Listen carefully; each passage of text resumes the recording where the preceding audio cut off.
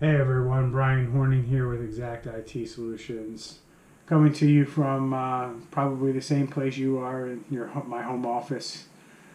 Here we have completely moved our workforce to 100% work from home, and we helped a lot of companies and their employees do the same over the past couple weeks. And it looks like that's going to be our situation here for the next foreseeable future, 2 weeks, maybe even a month, but hopefully not that long. Let's keep our fingers crossed that the self-quarantining and the social distancing does have an effect and helps our economy and our people get back to work as soon as possible. Why I'm coming to you today and why I'm broadcasting to you today is for a very important reason. We are starting to see, and I want to make this a priority for you if you own a business or you're a CEO and you have employees, to really get the word out about scams and people trying to take advantage of your employees and your business during this stressful time. It's enough that we've had to deal with just getting our people from our normal place of business to a remote location or somewhere else to work. And now we're starting to see it, at least on the front lines here on the IT world. A lot of businesses are getting hit with phishing attempts and spear phishing attempts to try to take advantage of your employees and create some kind of problem for you. And they're using the coronavirus epidemic as the conduit that helps them get there. So what am I talking about?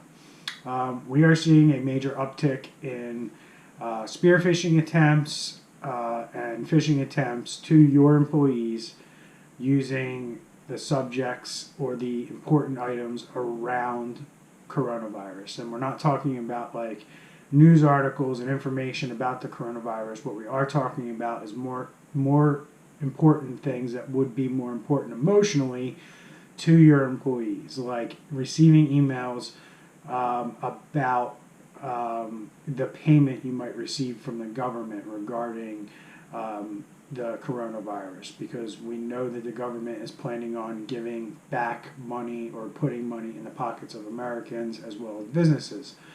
So we're starting to see a lot of emails coming through regarding that. Hey, click here. Hey, do this. Call here. Asking you to perform some kind of an action, so they can either try to scam your business by just having somebody wire money or send money to somebody they shouldn't, or getting you to click on something or open something about, they'll disguise it as this is related to your pay or your coronavirus pay or your bonus that we're giving during the coronavirus pandemic period. Some companies are choosing to do a lot of different things, and it's important that businesses be aware of this threat that's now out there, of spear phishing, of them trying to take advantage of your employees. We're also seeing it around links to coronavirus maps and outbreak maps those maps are being loaded with malware. They look like they're the legitimate maps that you see on the CDC site or the Johns Hopkins site, but they're not. They're on some hacker's website, and he's loading it with malware, and that software loading and them clicking like allow flash for this website is allowing hackers to put malicious software. And some of the things they can do with that malicious software is, they know the security protections on the computers that your employees are using at home might not be as good as what you have in the office. You might be allowing them to use a home computer to access certain resources on your network. If you're doing it properly and you're doing it securely, you don't have much to worry about. But if you're not doing it properly and you're not doing it securely, hackers can gain a foothold there. And what they'll do is they'll sit there and they'll wait. They'll wait for months. They'll wait for 2 months. They'll wait for 3 months. And they'll see what information they can collect by using keyloggers and keystrokes to see if there's something that that person's doing on a personal computer that's work related. And now these things are now a threat to your business because they're simply using a computer that they're using to maybe log into a remote application that you're using to allow remote access. And now these hackers have a virus or malware on the home computer, and they're able to gain usernames and passwords because they have a compromised computer there. And it's a computer that you normally wouldn't be responsible for managing, but it needs to be a security concern for your company. So these are a lot of the things that the hackers are doing that we're seeing. Like, why would they do this? Or it's not just the hey, send me money scams. There's a lot of different things. So the bottom line is as the CEO or the business owner, you need to have a plan and you need to have a strategy for going out to your staff and your employees and making them understand what the protocol is for communication during this time of work from home. So you should lay out, here is how we will initially send out the communication, whether it be a phone call, a Zoom meeting, some kind of in-person meeting if you're small enough or you're still allowed to show up to the workplace. There should always be a first line or a first way you're going to communicate something to your team when it has the level of importance of sending money or, a policy regarding the coronavirus outbreak or something like that. So it should always be some kind of physical or face-to-face or phone call communication. And you should also stress to your employees, we would never tell you about something initially over an email. The email will be subsequent to the initial communication. This way you will cut down on a lot of confusion when your employee gets those emails and sees them and thinks to themselves like, oh, well, what should I do with this email? The reality of it is that if they didn't hear it from you in another way first, then they should know that this email probably isn't legitimate, and it will trigger something in their brain to say, hey, I need to take a second look at this before I do anything with it.